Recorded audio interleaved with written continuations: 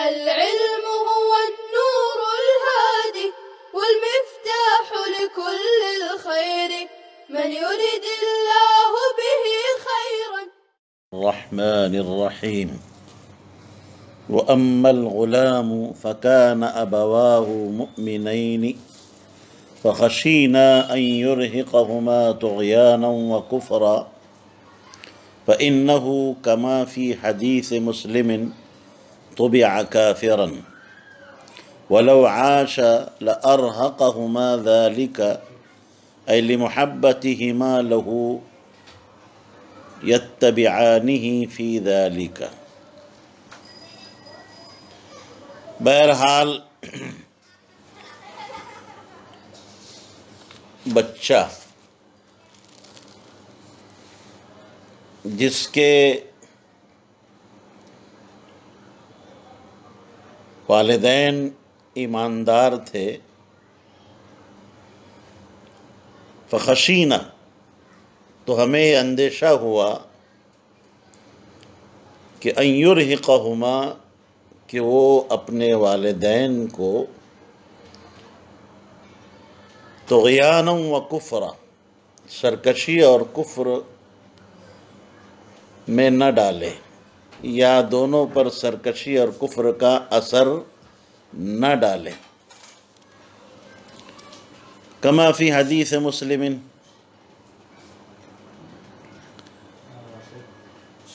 وہ بچہ جیسے کہ مسلم شریف کی حدیث میں ہے کہ طبع کافر،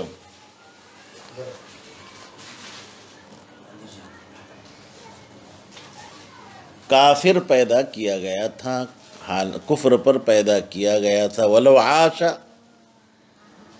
اگر وہ زندہ رہتا اور بالغ ہوتا تو لأرہقہما، تو وہ والدین کو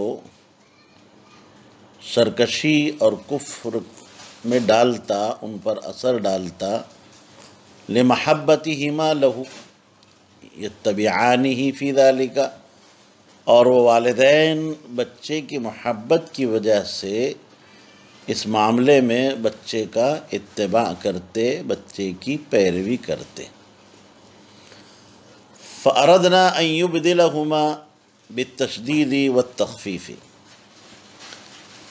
تو ہمیں منظور ہوا، ہم نے یہ چاہا کہ اس کے بدلے ان یبدلہما ربہما، ان کا پروردگار ان کو ایسی اولاد دے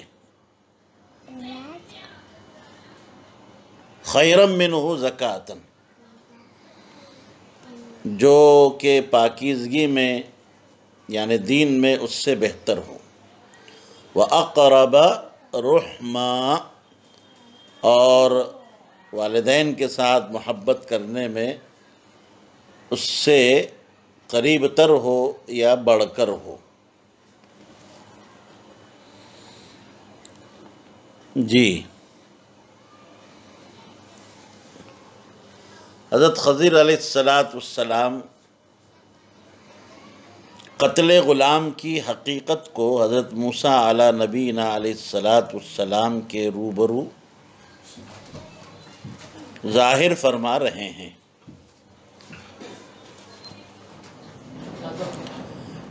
کہ جس بچے کو میں نے قتل کیا، جس کا ٹیٹوا پکڑ کر دبا دیا، اس کے والدین جو تھے وہ ایماندار تھے. ابواہ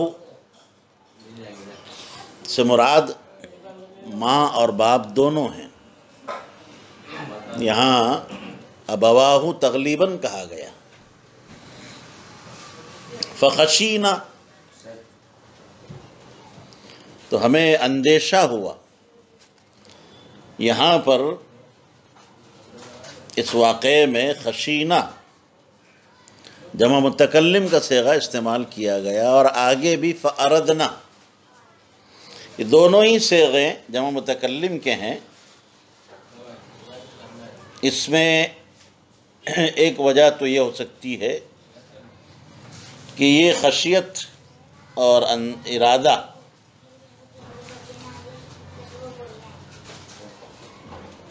حضرت خضر علیہ السلام نے ان کی نسبت اپنے طرف بھی اور جناب باری تعالیٰ کی طرف بھی کی ہے، یعنی دونوں کی طرف منسوب کی۔ اور دوسرا احتمال یہ ہے کہ حضرت خضر علیہ السلام نے خشینہ اور اردنا میں دونوں کی نسبت جو ہے اپنے طرف کی۔ اس صورت میں اردنا کا معنی یہ ہوگا کہ ہم نے اللہ سے دعا کی،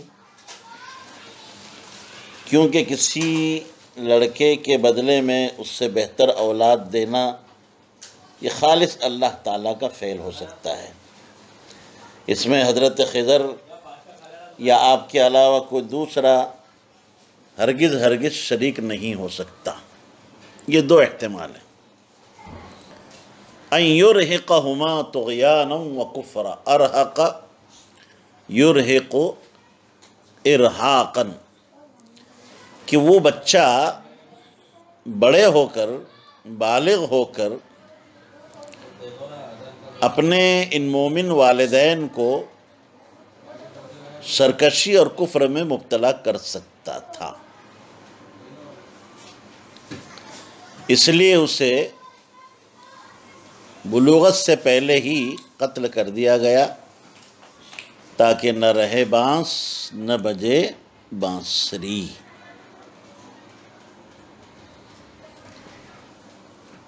حدیث مسلم میں، مسلم شریف کی حدیث ہے، حضرت ابی بن کعب سے مروی ہے کہ طبع کافرا، ای خلق کافرا، اس بچے کی پیدائش کفر پر کی گئی تھی، حال ولادتہ و حال معیشتہ و حال موتہ، ہر حال میں۔ تو اس صورت میں یہ بات کہی جا سکتی ہے کہ یہ کل مولود یولد علی الفطرہ یا علی فطرت الاسلام والی جو حدیث ہے، اس حدیث سے یہ مستثنی ہوگا۔ مشہور اشکال ہے کہ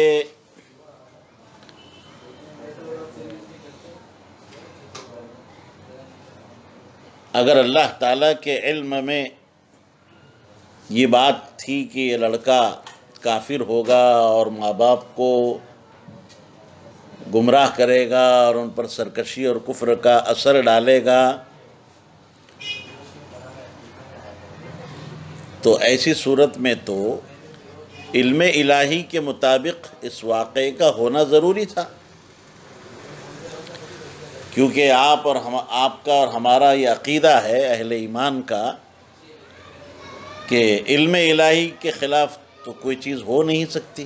یہ ہرگز نہیں ہو سکتا کہ جو بات علم الہی میں ہو اس کے خلاف اس چیز کا وجود ہو۔ یہ ایک زبردست اشکال ہے۔ اس اشکال کا ہمارے مفسرین نے یہ جواب دیا ہے کہ اللہ تعالیٰ کے علم میں اس شرط کے ساتھ تھا کہ یہ بالغ ہوگا تو کافر ہوگا، اور دیگر مسلمانوں کے حق میں بھی یہ خطرہ بنے گا، چونکہ وہ عمر بلوغ سے پہلے ہی قتل کر دیا گیا، بالغ ہونے سے پہلے ہی اسے قتل کر دیا گیا، تو جو واقعہ پیش آیا وہ علم الہی کے منافی نہیں ہوا۔ آپ بات سمجھ رہے ہوں گے کہ علم الہی میں اس شرط کے ساتھ تھا۔ کس شرط کے ساتھ؟ کہ بالغ ہوگا تو کافر ہوگا، اور بالغ وہ ہوا ہی نہیں، بلوغت سے پہلے ہی اس کو چونکہ قتل کر دیا گیا، تو جو واقعہ پیش آیا قتل غلام کا حضرت خضر کے واسطے سے، یہ علم الہی کے منافی نہیں ہے۔ علامہ سبکی فرماتے ہیں کہ حضرت خضر علیہ السلام نے غلام کو، اس معصوم بچے کو جو قتل کیا تھا، لِكَوْنِهِ تُبِعَ كَافِرًا، اس وجہ سے کہ وہ کفر پر پیدا کیا گیا تھا۔ کہتے ہیں کہ مخصوص بھی، یہ ان کے ساتھ خاص تھا، کیونکہ ان کو اگر وہ نبی تھے تو وحی کے ذریعے سے، اور اگر ولی تھے تو الہام کے ذریعے سے بات بتا دی گئی تھی کہ وہ حکم باطن پر عمل کرے۔ آپ کو کل بھی میں نے بات بتائی تھی، حضرت خضر علیہ السلام کو اللہ نے علوم تکوینیہ عطا فرمائے تھے، علوم باطنہ، علوم ظاہری علوم کے خلاف یہ بات ہے، کسی حکمت کے تحت، تو ایسی صورت میں کوئی اشکال نہیں۔ علامہ قرطبی رحمۃ اللہ علیہ نے یہ بات لکھی ہے کہ حضرت خضر علیہ السلام کے لیے اس بچے کا قتل اس لیے درست ہوا کہ انہیں اللہ تبارک و تعالیٰ کی طرف سے اس بات کا علم دے دیا گیا تھا، اور وہ اس سر سے اور راز سے واقف تھے، جیسا کہ، اور یہ بات بھی جیسے علامہ سبکی نے فرمائی کہ اِنَّهُ تُبِعَ كَافِرًا، صحیح حدیث میں یہ بات ہے۔ اگر وہ بالغ ہوتا اور والدین اس حال میں اس کو، وہ اگر بالغ ہوتا اور تو کافر ہوتا تو اپنے والدین کو بھی وہ کافر بناتا، بہی وجہ جیسے خود صاحب جلالین نے بھی اس پر روشنی ڈالی ہے، لِمَحَبَّتِهِمَا لَهُ، کہ والدین کا یہ بڑا محبوب تھا، پیارا تھا، اور ہر باپ ماں باپ کو اپنی اولاد پیاری ہی ہوتی ہے، تو محبت میں یہ ماں باپ بھی جو ہے اپنے بیٹے کی بات کو مان لیتے۔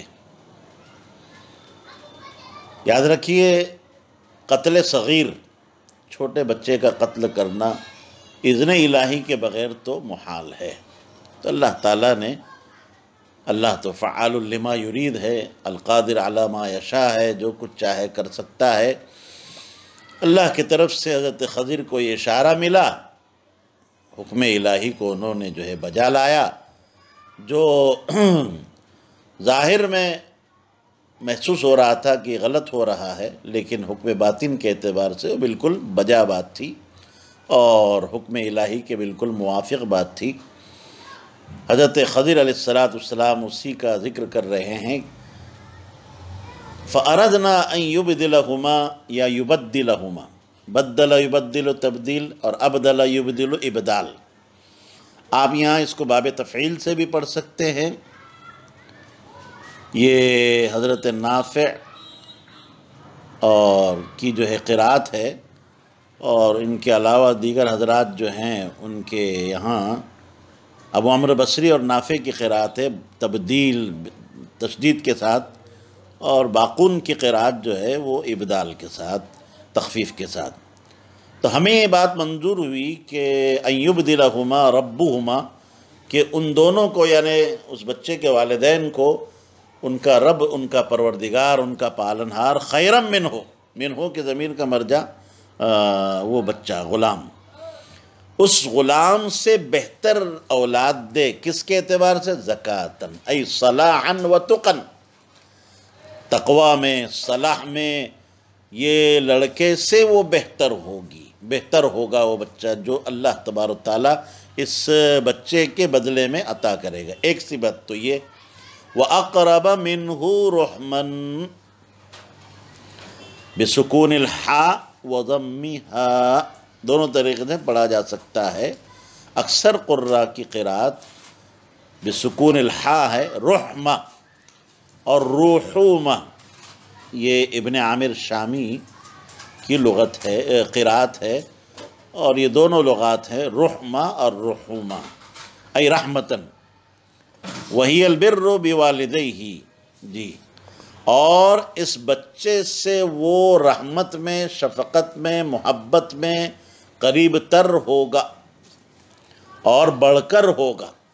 یعنی اللہ تعالیٰ یہ بچے کو جو قتل کیا گیا ہے اس کا نعم البدل عطا فرمائیں گے، اور جو بچہ اللہ ان کو بطور نعم البدل کے عطا فرمائیں گے وہ اس مقتول بچے سے پاکیزگی میں، یعنی دین میں بھی، زکوٰۃ سے مراد پاکیزگی، پاکیزگی سے مراد دین کے اعتبار سے، صلاح کے اعتبار سے، تقوی کے اعتبار سے بہتر ہوگا۔ وَأَقْرَبَ مِنْهُ رُحْمَةً، اور اس بچے سے دوسرا بچہ پیدا ہونے والا رحمت میں، شفقت میں، محبت میں، والدین کے حق میں جو ہے وہ قریب تر ہوگا اور اس بچے سے بڑھ کر ہوگا۔ جیسے مفسر فرما رہے ہیں رحمہ سے مراد ہی البر بوالدیہ، والدین کے ساتھ اچھا سلوک، اچھا برتاؤ، احسان کا معاملہ کرنے والا ہوگا۔ فَأَبْدَلَهُمَ اللَّهُ تَعَالَى جَارِيَةً، مفسر علام فرما رہے ہیں کہ اللہ تعالیٰ نے ان دونوں کو اس بچے کے بدلے میں ایک جاریتاً، ایک بچی عطا فرمائی، ایک لڑکی عطا فرمائی، کہ تزوجت بنبیًا، کہ اس نے ایک نبی سے شادی کی، اس بچی کی شادی ایک نبی سے ہوئی۔ فولدت نبیًا، اور اس بچی سے اس کے شوہر بھی نبی، اور ان کو جو بچہ پیدا ہوا وہ بھی کیا تھا؟ نبی تھا۔ فَهَدَى اللَّهُ تَعَالَى بِهِ أُمَّةً، کہ اللہ تعالیٰ نے اس نبی کے ذریعے سے ایک امت کو ہدایت عطا فرمائی۔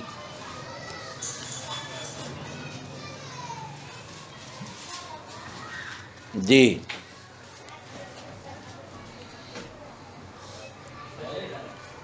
جیسے کہ آپ نے سنا، مفسر نے فرمایا کہ اللہ تعالیٰ نے اس غلام کے بدلے میں ایک لڑکی عطا فرمائی جس کے بطن سے ایک نبی پیدا ہوئے۔ ابن عباس رضی اللہ عنہما کی ایک روایت میں ہے کہ اس کے بطن سے 2 نبی پیدا ہوئے، اور بعض روایات سے معلوم ہوتا ہے کہ اس کے بطن سے پیدا ہونے والے نبی، جیسے ابھی مفسر نے بھی یہ بات کہی ہے، نبی کے ذریعے اللہ تعالیٰ نے ایک بڑی امت کو ہدایت فرمائی۔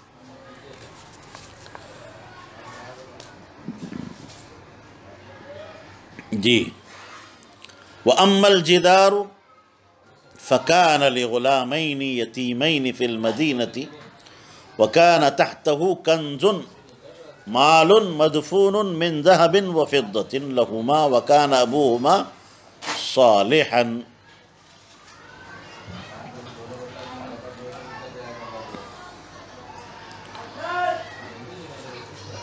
جی،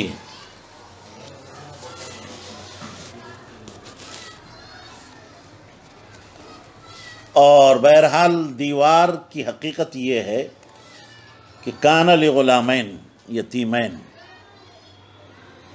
کہ وہ ان دو یتیم لڑکوں کی تھی، فی المدینتی، جو اس شہر میں رہتے تھے، وَكَانَ تَحْتَهُ كَنْزٌ مَالٌ مَدْفُونٌ مِّن ذَهَبٍ وَفِضَّةٍ، اور اس دیوار کے نیچے ایک خزانہ تھا، یعنی مال تھا جو دفن کیا گیا تھا، جو مال تھا سونا اور چاندی۔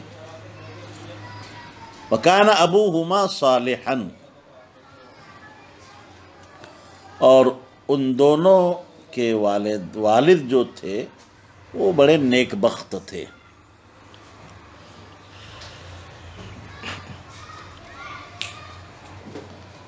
فَحِفْظًا بِصَلَاحِهِ فِي أَنفُسِهِمَا وَمَالِهِمَا، تو ان کی جان اور ان کے مال کی حفاظت کے لیے اراد ربک، آپ کے پروردگار کو یہ منظور ہوا، اور آپ کے پروردگار نے یہ چاہا اپنی مہربانی سے کہ وہ دونوں اپنی جوانی کو پہنچ جائیں، ان یبلغا اشدہما، ای ایناس رشدہما، رشد کی عمر کو پہنچ جائے، ویستخرجا کنزہما، اور اپنے مدفون خزانے کو برآمد کر لے، نکال لے۔ رحمتم من ربک، جیسے میں نے ترجمہ کیا، یہ آپ کے پروردگار کے طرف سے مہربانی کی وجہ سے۔ رحمتاً مفعول لہو، مفعول لہو، یہ مفعول لہو ہونے کی وجہ سے منصوب ہے۔ وعاملہ اراد، اور مفعول لہو کا عامل کون ہے؟ ارادہ رحمتاً، اسی لیے میں نے ترجمہ رحمتاً کا ارادہ کے ساتھ کر دیا تھا کہ جی۔ دیکھیے اب یہ تیسرا واقعہ ہے اصلاح جدار کا، جس پر حضرت موسیٰ علیہ نبینا علیہ السلام کو اشکال ہوا تھا اور اعتراض ہوا تھا۔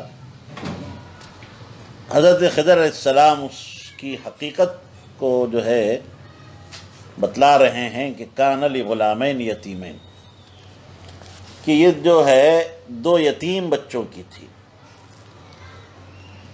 یتیم تو آپ جانتے ہی ہیں کہ جس کے ایسا نابالغ بچہ جس کے والد کا انتقال ہو گیا ہو، ایسے بچے کو یتیم کہتے ہیں۔ آپ نے پڑھا ہوگا کہ لا یتم بعد الحلم، بلوغت کے بعد یتیمی نہیں رہتی۔ اور ان کے والدین جو تھے، ان کے باپ جو تھے جس کا انتقال ہو چکا تھا، بڑا نیک آدمی تھا، تو اس کے نیک ہونے کی برکت سے اللہ تعالیٰ نے اس کے اولاد کے مال کو محفوظ کرنا چاہا۔ اگر دیوار گر جاتی تو لوگ مال لوٹ لے جاتے، اور غالباً جو شخص ان یتیم بچوں کا، لڑکوں کا سرپرست تھا، اس کو اس خزانے کا علم ہوگا، مگر وہ شاید یہاں موجود نہ تھا کہ وہ اس کا انتظام کرتا۔ اس لیے آپ کے رب نے اپنی مہربانی سے یہ چاہا کہ وہ دونوں اپنی جوانی کی عمر کو پہنچ جائیں اور اپنا دفینہ نکال لیں۔ وَتَحْتَهُ كَنْزٌ لَهُمَا، یہ خزانہ جو ان یتیم بچوں کے لیے زیر دیوار مدفون تھا، اس کے متعلق ایک روایت ہے جس کے راوی ہیں حضرت ابو الدرداء رضی اللہ تعالیٰ عنہ۔ انہوں نے اللہ کے رسول صلی اللہ علیہ وسلم سے یہ بات نقل کی ہے کہ وہ سونے اور چاندی کا ذخیرہ تھا، جیسے کہ آپ کے مفسر بھی یہ بات فرما رہے ہیں، من ذہب و فضۃ۔ یہاں ایک بات بیان کرنے سے رہ رہی ہے کہ کنز مال مدفون کو کہا جاتا ہے۔ امام راغب فرماتے ہیں کہ جعل المال بعضہ علی بعض وحفظہ، کنز کہتے ہیں کہ بعض مال کو بعض کے اوپر جو ہے رکھ کر اس کی حفاظت کرنا۔ اصل میں یہ کنزت التمر فی الوعاء سے ہے۔ جی، ان یبلغا اشدہما کان ابوہما صالحا، اور ان دونوں یتیم بچوں کے جو والد تھے بڑے نیک تھے اور ان کا انتقال ہو چکا تھا۔ دیکھیے اس سے ایک بات معلوم ہو رہی ہے کہ آبا کی صلاح اور ان کی نیکی یہ ابنا کے کام آتی ہے۔ ماں باپ اگر نیک ہوں تو ماں باپ کی اور والدین کی نیکی کا فائدہ اولاد کو پہنچتا ہے۔ اللہ تعالیٰ نے اس نیک باپ کے ان بچوں کے مال کی حفاظت کا سامان حضرت خضر علیہ السلام کے ذریعے کیا۔ جی،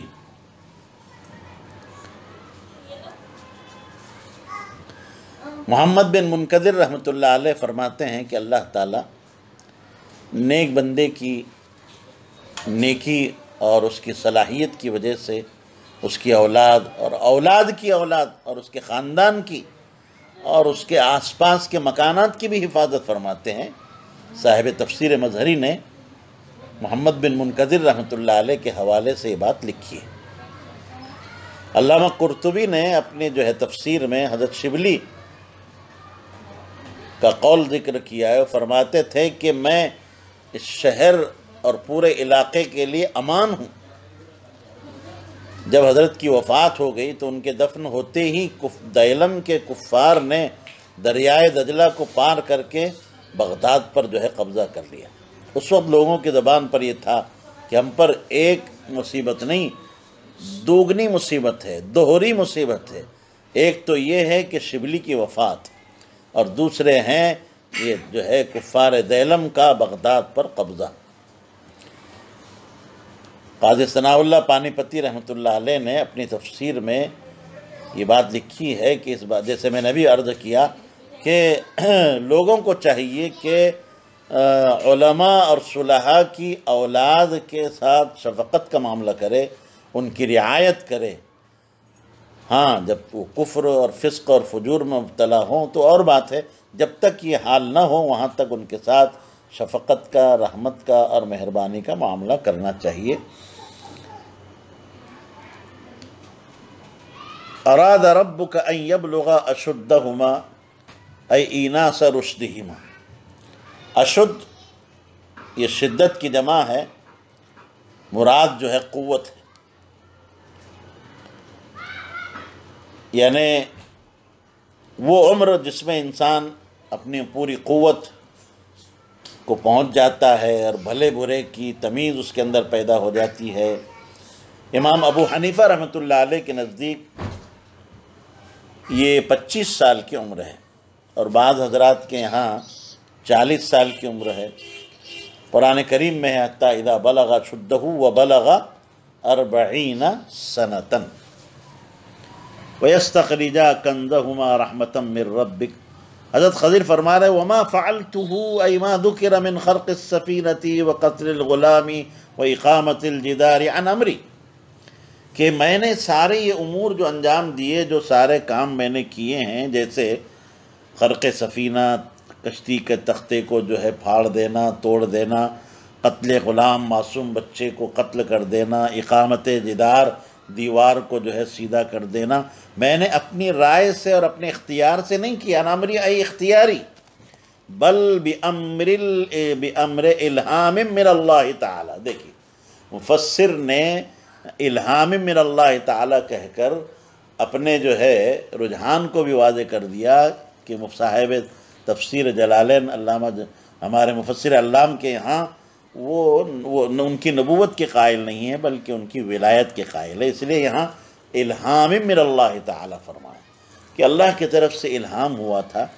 کہ یہ کام تم انجام دو، میں نے اپنے اختیار سے، اور یہ میرا فعل نہیں ہے۔ ذالک تأویل ما لم تستطع علیہ صبرا، یہ ان چیزوں کی، ان واقعات کی تعویل ہے، حقیقت ہے اے موسیٰ جس پر آپ صبر نہیں کر سکے، جس پر آپ صبر نہیں کر سکے۔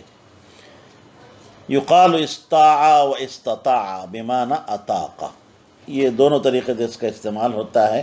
استطاع بغیر تا کے بھی، تا افتعال کو حذف کر کے بھی، اور استطاع تا کو باقی رکھ کے بھی، دونوں طرح اس کا استعمال ہوتا ہے، اور اطاقہ کے معنی میں۔ ففی ھذا وما قبلہ جمع بین اللغتین، تو دیکھیں گے آپ ما قبل میں ما لم تستطع ہے اور یہاں ما لم تستطع ہے بلا تا کے، حذف تا کے ساتھ، تو دونوں لغتوں کو قرآن مجید میں جمع کیا گیا ہے۔ وَنُوِّعَتِ الْعِبَارَةُ فِي أَرَدْتُ فَأَرَدْنَا فَأَرَادَ رَبُّكَ، اس کا انشاءاللہ آئندہ کل آپ حضرات کے سامنے بات بیان کی جائے گی۔ اور اسی طریقے سے ایک بات جو ہے یستخرجا، یہ کان تحتہ کنزن کے تحت بھی ایک بات باقی رہی ہے، وہ بھی انشاءاللہ آئندہ درس میں ذکر کر دی جائے گی۔ السلام عليكم، لا تنسوا الاعجاب بالفيديو والاشتراك في القناة تشجيعا لنا لنستمر بنشر المزيد إن شاء الله.